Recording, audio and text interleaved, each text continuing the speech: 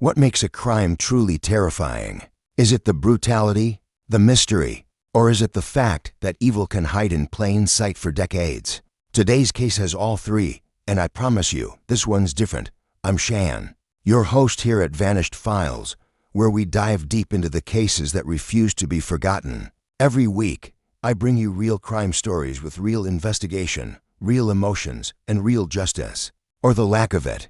If you're new here, consider subscribing because these stories need to be told, and you definitely don't want to miss what's coming next.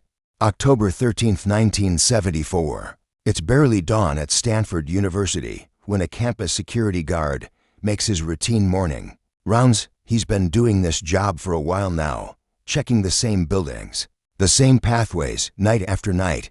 Nothing ever happens here. Stanford is safe, but this morning, when he unlocks the doors of the Memorial Church and steps inside, his entire world stops. Right there, in the center of the sanctuary, just steps away from the altar, lies the body of a young woman.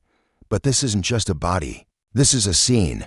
Her hands are carefully placed on her chest.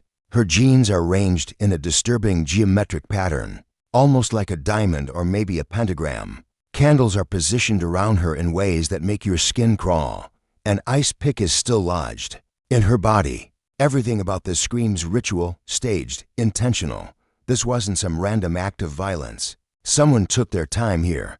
Someone wanted to send a message. The guard stumbles backward, his flashlight clattering to the floor. Within minutes, police sirens pierce the peaceful morning air, and Stanford University is about to become the center of one of the most bizarre and haunting murder cases in California history. The victim is quickly identified as a 19-year-old newlywed who had only been married for 6 weeks. She grew up in North Dakota, a cheerleader in high school with good grades and an even better heart.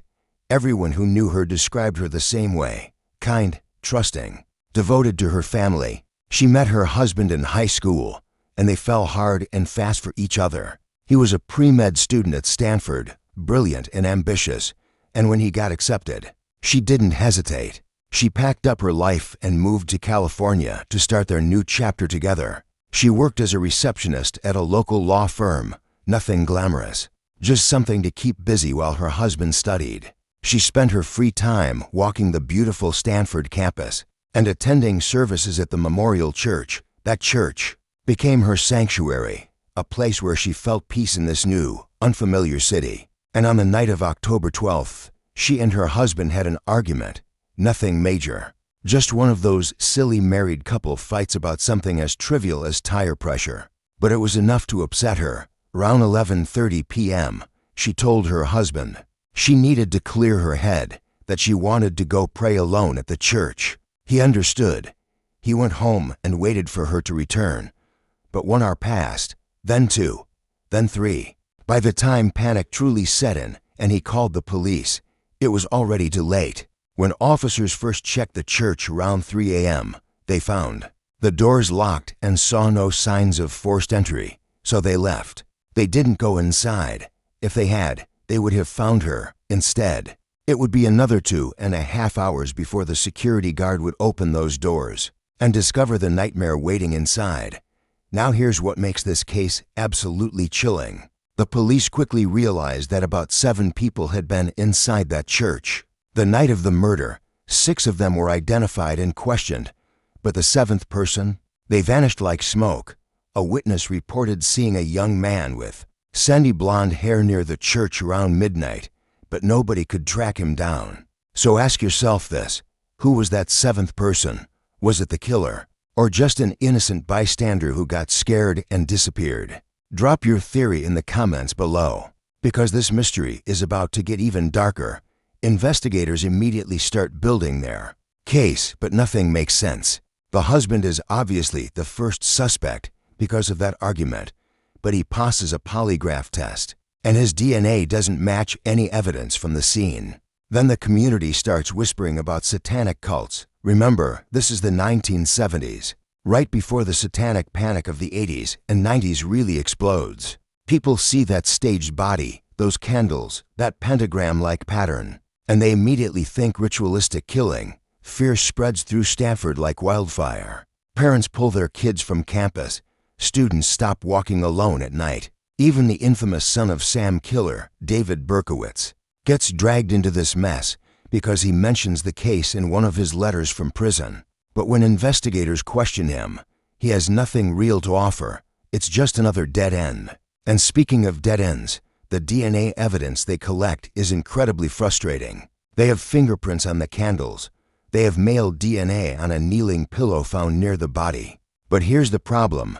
DNA technology in 1974 is primitive. They can't get a match. They can't narrow down suspects. They have this crucial evidence, but it's essentially useless. Months turn into years. Years turn into decades. The case goes cold. Completely cold. The victim's family is stuck in this horrible limbo, knowing her killer is out there somewhere, living a normal life while their daughter rots in the ground. Her father spends the rest of his life searching for answers, attending every update meeting, pushing investigators to keep trying. In March 2018, he dies. He never gets to know who killed his daughter.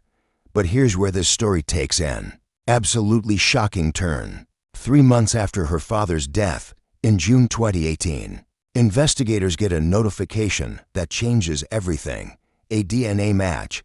After 44 years, advanced genealogy technology finally identifies the killer. And when I tell you who it was, you're going to lose your mind. Before I reveal the killer's identity, I want you to guess. Do you think it was a random stranger, someone from her past, or someone who was right there all along? Comment your answer, because the truth is probably not what you're expecting. The DNA match comes back to the campus security guard. Yes, the same man who discovered the body. The same man who claimed he locked the church doors at midnight and checked back at 2 a.m. and saw nothing unusual. The same man who gave police a timeline that never quite added up. Investigators had always been suspicious of him. His story had holes. He claimed he checked the church at 2 a.m., but they could never confirm that. He had no alibi for the night of the murder.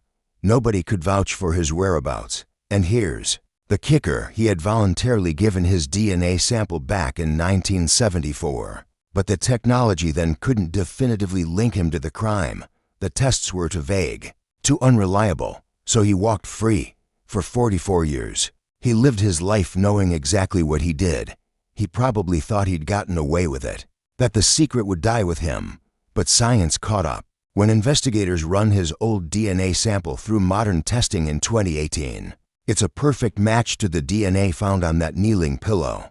At the crime scene, police immediately get a search warrant and drive to his house in San Jose. They knock on the door. He answers, sees the warrant, and asks for a few minutes to change into something more appropriate.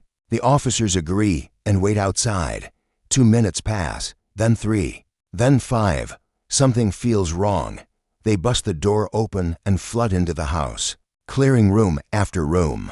When they reach the master bedroom, they find him sitting on his bed with a gun pointed at his own head.